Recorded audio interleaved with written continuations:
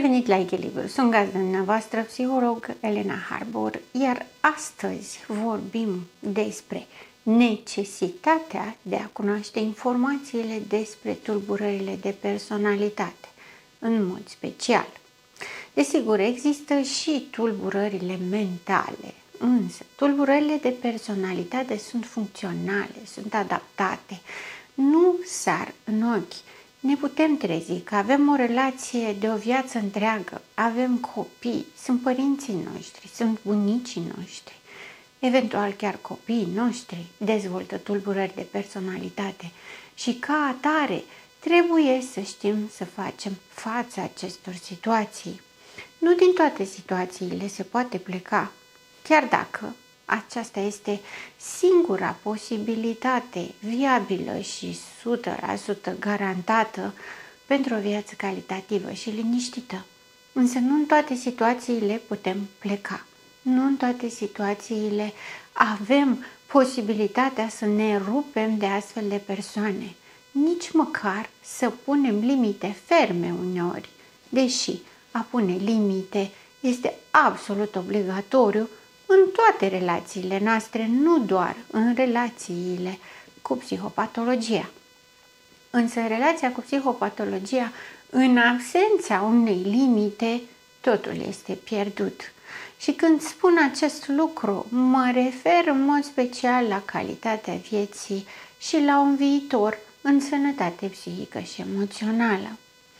Poate sună dramatic și într-un fel chiar este dramatic în mod real.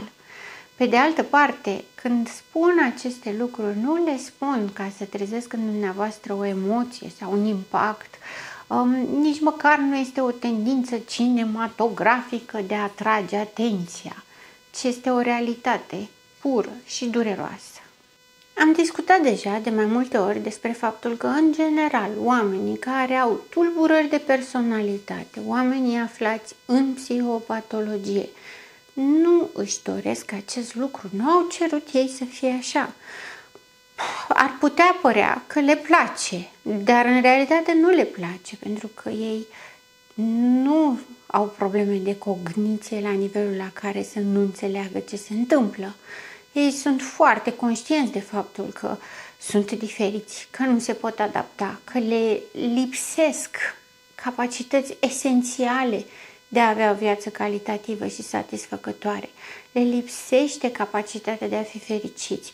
Iar ei știu acest lucru. Ca atare, deși par foarte mulțumiți de felul în care sunt, nu sunt deloc mulțumiți. Ei suferă. Însă suferința lor este cea care se propagă și o propagă în mod conștient și intenționat. După cum spuneam, este foarte cunoscut faptul că aceste persoane caută ca relații de cuplu persoane sănătoase, persoane fără tulburări de personalitate, cu o dezvoltare normală, armonioasă, echilibrată, ca să poată să-și compenseze deficitul. Iar ei rămân în permanență conștienți de asta, tocmai de aceea și urăsc persoanele echilibrate emoțional, urăsc persoanele care știu. Pentru că una dintre fricile cele mai mari ale persoanelor cu tulburare de personalitate este să nu fie dezvăluite. Ele trăiesc rușinea foarte mult. La fel cum trăiesc ura și furia, trăiesc rușinea cel mai mult dintre toate. Ori dezvăluirea presupune ca toată lumea să știe cine sunt. Defecți, incapabili, limitați, disfuncționali. Nu mai spunem că li se duc toate șansele de a mai prinde hrană și de a mai păcăli viitoarele victime. Ca atare, vor fi foarte reticenți de tot ce ține de psihologie și de psihologi. Vor critica aspru orice psiholog care deschide gura să aducă lumină în acest domeniu. Da, este o nevoie de conștientizare, pentru că pe mine mă doare sufletul când aud persoane care spun n-am știut, că dacă știam lucrurile ar fi stat altfel.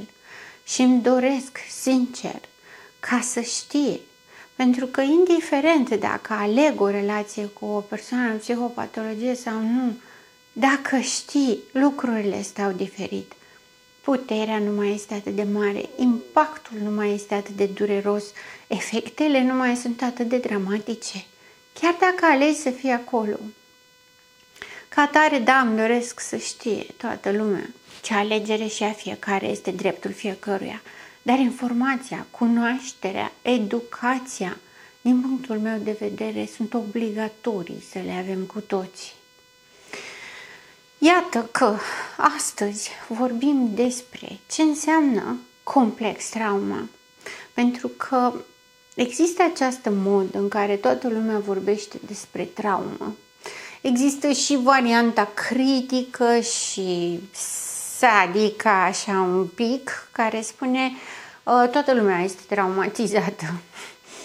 Într-un fel sau altul are dreptate. Mulți, foarte mulți oameni trăiesc traume în copilărie care le influențează și le afectează viața ulterioară de adult. Însă, nu este atât de relevant dacă ni se întâmplă lucruri dureroase, ci ceea ce facem cu ele. Pentru că sunt foarte multe persoane care nu sunt traumatizate. Sunt foarte multe persoane care, în starea lor de dezvoltare armonioasă și echilibrată, fac față la asta fără a fi traumatizate. Sunt foarte multe victime care, deși au trăit lucruri urâte, experiențe extrem de dureroase, s-au reechilibrat, s-au vindecat și au mers mai departe. Nu a rămas decât o experiență din viața lor și atât. Ca atare, partea aceasta de traumă, este foarte ușor să traumatizezi un copil. Foarte ușor. Este suficient să nu-i răspunzi când plânge. De exemplu, a existat într-o perioadă o modă în care lași copilul în pătuț de o lună sau 2 luni și când plânge nu te duci la el, că trebuie să se învețe, să nu fie agățos, să nu-ți ceară prea multe, să se învețe cu liniștea, să se învețe să se descurce singur. Sunt aberații totale, pentru că un copil de 1 lună, 2 luni nu trăiește lumea, sentimentul de siguranță, decât prin contactul pielii, decât prin apropierea singurei persoane care oferă confort și alinare, respectiv mama. Ca atare, deși aș putea în momentul acesta să par așa un pic persecutantă pentru părinți, copilul chiar trebuie să fie ținut în brațe, copilul chiar trebuie mângâiat, copilului trebuie să îi se vorbească de fiecare dată când plânge, pentru că această ființă nouă, mică, are nevoi. Dacă nouă ca părinți nu ne convine sau e prea obositor sau este copleșitor sau ne sperie, este problema noastră și nu a copilului. Copilul nu trebuie să ne satisfacă nouă nevoile de adulți, ci are dreptul să-i se satisfacă nevoile, pentru că n-a cerut să se nască, dar are dreptul, odată ce s-a născut, să le primească. Poate vă întrebați cum au ajuns aici. În contextul complex trauma, acest concept care a prins foarte mare amploare în ultima vreme, nu numai pe mediul online, dar în mod special pe mediul online, are în vedere trauma într-o relație cu o persoană toxică. Într-o ediție anterioară, când am vorbit de sindromul post-traumatic complex, am vorbit despre varianta a ceea ce înseamnă acest nou diagnostic. Pentru că inițial a fost sindromul de post-traumatic, de stres post-traumatic, care a apărut și a fost identificat la persoanele care au trăit calamități. Au fost în război, au avut accidente de avioane, de mașini, dărâmături, cutremure, inundații, care presupuneau moartea celor apropiați lor, dar și amenințarea iminentă a morții lor. Iar șocul provoacă niște reacții de tip stres post-traumatic. Însă s-a descoperit că și relația toxică pe termen lung cu o persoană cu tulburare de personalitate conduce tot către un sindrom de stres post-traumatic, doar că îi se spune complex. Îi se spune complex pentru că, spre deosebire de sindromul de stres post-traumatic normal, atât cât de normal poate să fie, tipic, indicatorii de diagnostic sunt clari unui șoc, unui moment de șoc extrem de puternic, pe când în sindromul de stres post-traumatic complex, în trauma complexă, există o multitudine de simptomatologii care sunt asociate relației toxice, dar sunt și extrem de personalizate.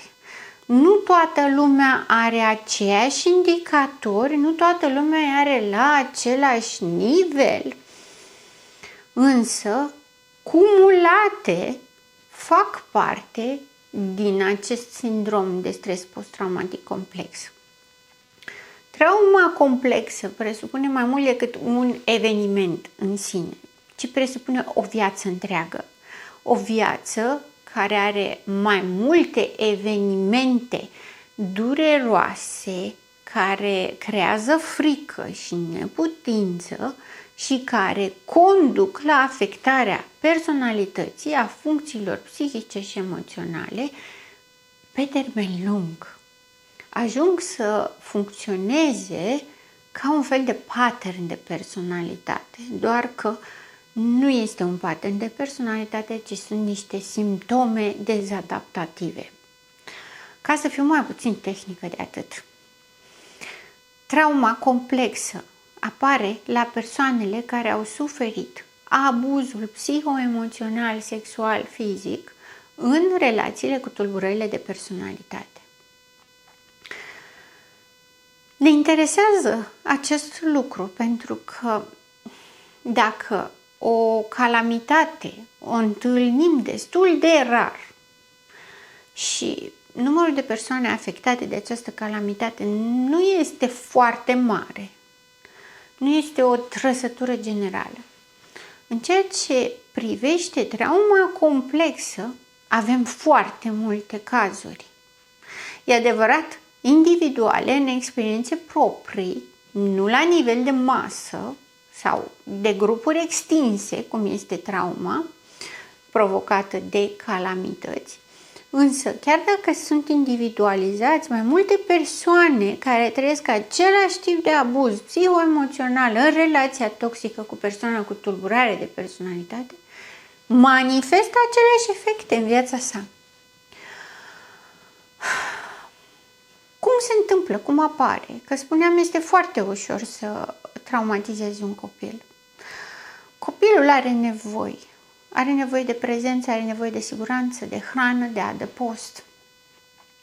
Uneori părinții, din anumite idei, să zicem, nu prea bine cercetate și fondate, ca de exemplu niște mituri din bătrâni sau niște temeri proprii sau o anumită perspectivă ideală a cum și-ar dori să fie copilul în viitor, părinții neglijează nevoile copilului.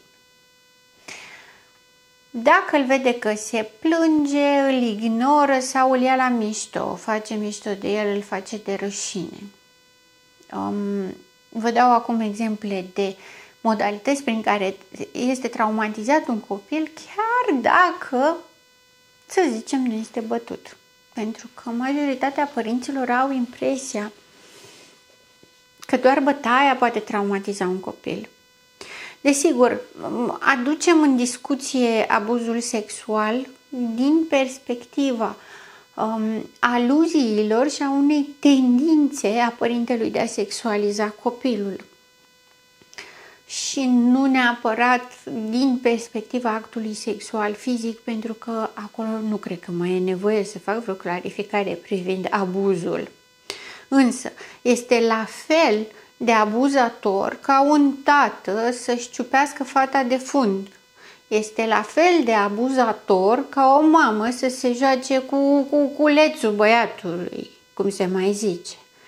Odată ce copilul a dezvoltat identitatea sexuală, adică el se joacă cu propriile lui organe sexuale, lucru care se întâmplă la câteva luni de zile până într-un an, în conștientizarea corpului, etapă normală, inconștientă a copilului, ulterior, părinții, ca să nu facă un abuz, ca să zic așa, din punct de vedere sexual, este să se raporteze corect la sexualitatea copilului.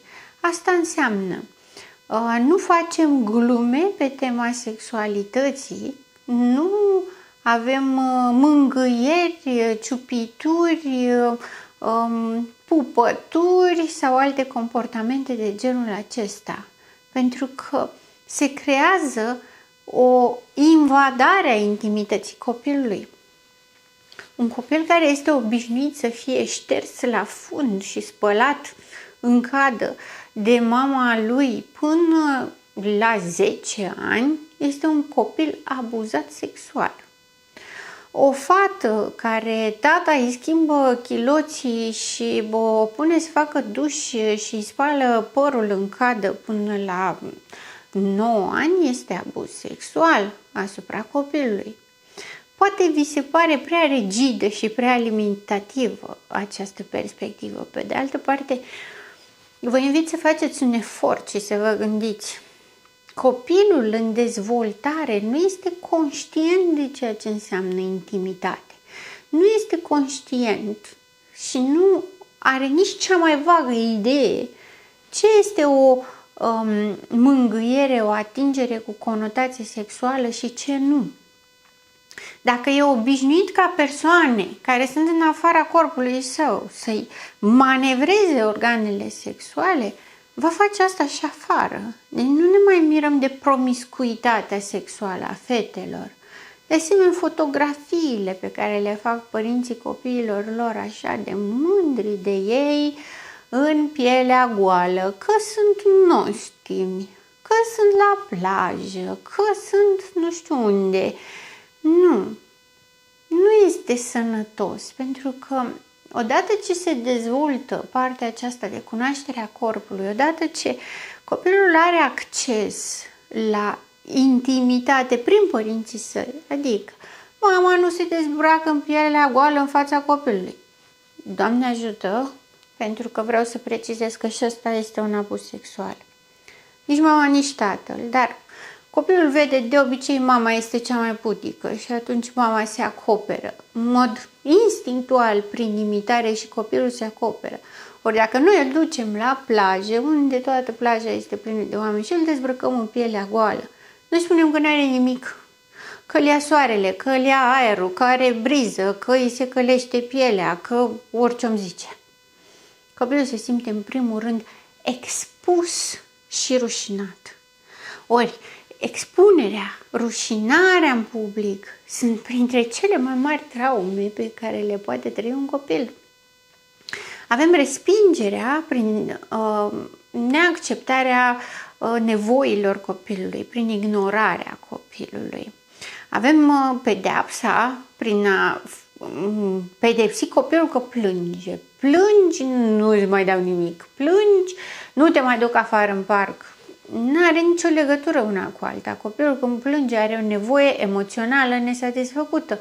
Nu are nicio legătură, credeți-mă, nici cu acadeaua, nici cu mersul în parc. Dar pe lângă aceste traume există rușinea. Iar rușinea cred că este cel mai greu de scos dintre toate. Pentru că Complex trauma se bazează în mod special pe sentimentele de rușine. Pe sentimentele de rușine și pe a nu fi destul de important, de a nu merita. Nu merită atenția părintelui, nu merită grija părintelui, nu merită iubirea părintelui, ca să nu mai spun că merge până acolo la a nu merita să existe. Mă îndoiesc că vreunul din toți părinții de pe lumea aceasta și-ar dori în mod explicit să obțină de la copilul lui să-și dorească să nu existe sau să creadă că cea mai bună soluție este să nu existe. Știm, niciun părinte nu este perfect. Știm, nu ne-a învățat nimeni de dinainte să fim perfecți. De asemenea, știm, copilul nu vine cu un manual de instrucțiuni. Total de acord. Însă, așa cum știu să mă respect pe mine, trebuie să știu să respect și copilul. Dacă mie mi se mai face nevoie sau simt nevoia și de altceva în afară de a mânca, a dormi, mai am nevoie și de o îmbrățișare, mai am nevoie și de un zâmbet, mai am nevoie și de o vorbă bună, mai am nevoie să mă și audă, să mă asculte cineva când vorbesc sau să fiu importantă pentru cineva, exact la fel trebuie să ne gândim că și această mică ființă are nevoie să se simtă important, să simtă că contează, că influențează viața cuiva, atât cât poate la nivelul de creier, de bebeluș, de copil mic, copil în creștere, în etapele de dezvoltare, poate să înțeleagă anumite lucruri și are nevoi distincte, diferite. Ca atare, un copil mic până în 2 ani și jumătate, are nevoie să se simtă centrul universului mamei, ca să poată să supraviețuiască. Supraviețuiește în confort, siguranță și stabilitate. Ori mama poate să demonstreze asta prin atitudinea disponibilă față de copil, prin asigurarea nevoilor biologice, fiziologice, prin zâmbet, prin mângâiere, prin conținere fizică, să-l țină efectiv în brațe. Trebuie să ne asumăm lucrurile astea în momentul în care facem copii și nu trebuie să le facem, chiar dacă e obositor, e copleșitor, mai avem și altă treabă. Scopul în sine, când facem un copil, este să creăm viață. Nu putem să vedem această viață nouă ca un impediment și un pericol pentru noi, pentru că asta înseamnă ca în mod deliberat să-i facem rău unui suflet, copil, nevinovat, care nu poate face față la asta. Și așa se naște complex trauma. În momentul în care părintele, în mod special mama, dar și tatăl deopotrivă, ignoră nevoile emoționale ale copilului, îl lasă să plângă, a căzut, n-are nimic, o să-ți treacă, durerea nu există, dacă e foame sau îl doare burta, faci fițe. Partea asta de neglijare sau iar țipi, mai zăpăcit de cap, mai lasă-mă să-mi fac și treaba, mai stai și joacă-te cu minte acolo ca să-mi fac eu treaba. Of, Doamne! Este respingere, este abandon. Vreți să credeți sau nu vreți, dar copilul poate trăi o traumă de abandon dacă părintele, înainte să plece la muncă, se trage o palmă și a plecat la muncă. Copilul trăiește abandonul pentru că nu știe dacă părintele se va mai întoarce. De asemenea, o mare greșeală pe care o fac părinții este să trateze copiii ca adulți. Ar trebui să știe că mă întorc. N-are nimic, las că ne vedem. De unde să știe? Păi i-am spus eu. Nu, copilul nu are sistemul neuronal format ca să cunoască lucrurile de nuanță, de substanță, așa cum le înțelege adultul. Ca atare, de asta am spus, este extrem de ușor să creăm o traumă. Este extrem de ușor să creăm complex trauma dacă părinții, sau cel puțin unul din părinți, și fac această precizare, dacă unul din părinți este cu o tulburare de personalitate, celălalt părinte susține relația toxică, ca atare, mai mult sau mai puțin va fi contaminat de dinamica toxică. Nu are cum un părinte să fie cu tulburare de personalitate și un părinte să fie armonios, echilibrat, pentru că acești doi părinți sunt în interacțiune în permanență și părintele echilibrat este frustrat de neîndeplinirea nevoilor lui de la părintele cu tulburare și părintele cu tulburare este frustrat pentru că nu îi merge planul așa cum l-a vrut. Ca atare, copilul nu are cum să trăiască într-o dinamică armonioasă. De asta vorbim despre relația toxică și consimțirea într-o relație toxică. Într-o astfel de dinamică, copilul se trezește că are nevoi emoționale, psihice, de siguranță, de confort, care nu sunt satisfăcute. Are hrană, dar stă singur în pat. Plânge și nu vine nimeni. Plânge și este smucit sau se ridică tonul la el, se țipă la el pentru că a plâns. Adică este pedepsit pentru o nevoie de-a lui, se simte singur, este neputincios față de acest lucru și este în pericol. Acestea sunt 4 ingrediente ale complex trauma, care rămân și funcționează pe viitor în funcție de cât de mult durează această dinamică și știm foarte bine, unele persoane sunt foarte încăpățânate să păstreze o anumită relație, nu contează că nu este bună, nu contează că e toxică, nu contează că face rău la toți indivizii implicați, trebuie să o păstreze din vari motive, că este imagine socială, că este ambiție personală, că este statut, că este nivel financiar, chiar nu contează, pentru că relația toxică este relație toxică, indiferent ce justificare ar putea fi găsită pentru asta. Este total irelevantă justificarea. Contează că acest copil crește în acest mediu, în care nu are nevoile satisfăcute, în care este neputincios, se simte singur. Ca atare, dezvoltă niște efecte și aici sunt multe posibilități de efecte și vom vorbi într-o ediție viitoare exact despre ce anume poate să se dezvolte.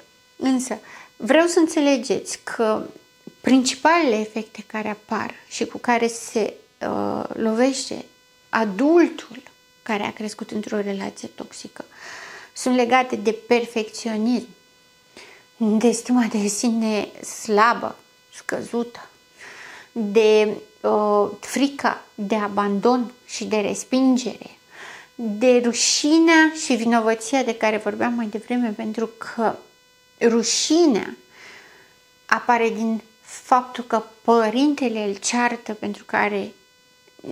pentru că manifestă nevoi, pentru că are nevoi în sine, iar vinovăția este pentru că îl deranjează pe părinte.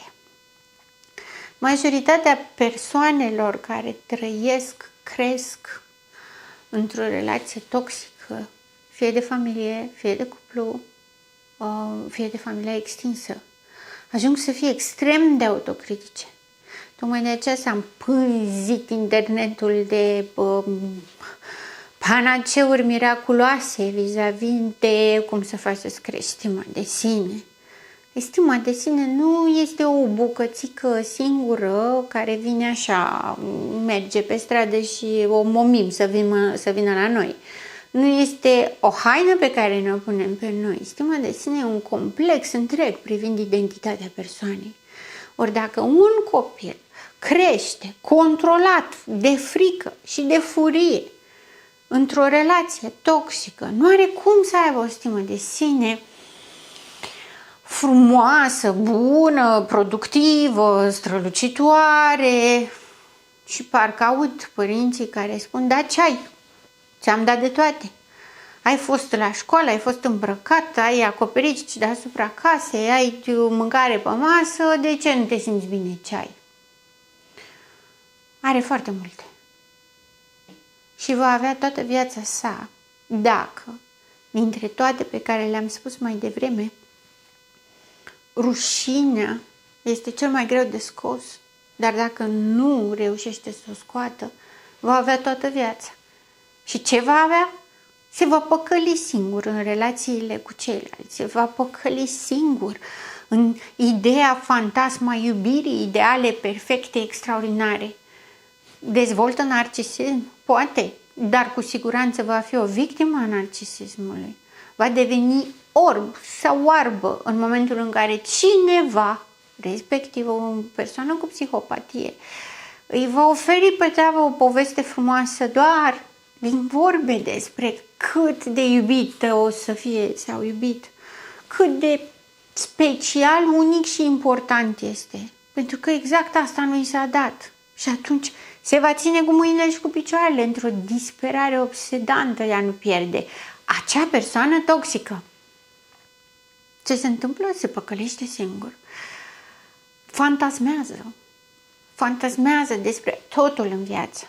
Se decuplează de la realitate și își creează idei despre cine este, despre cum toată lumea îl iubește, îl adoră. Sună cunoscut? Da, este de teamă narcisicul. Va avea oscilații de emoționalitate, să trăiască în poli opuși. Borderline. Va avea tendința să îi folosească pe ceilalți, să considere pe ceilalți că sunt acolo ca să-i ofere stabilitate, confort și siguranță. Pentru asta îi va folosi. Iar ghici ce? La vârstă de adult, siguranță, stabilitate și confort de obicei se traduc prin bani. Și avem întreținutele, cum zicea cineva odată, sau pe partea cealaltă, psihopăței. Vrem să aducem asta?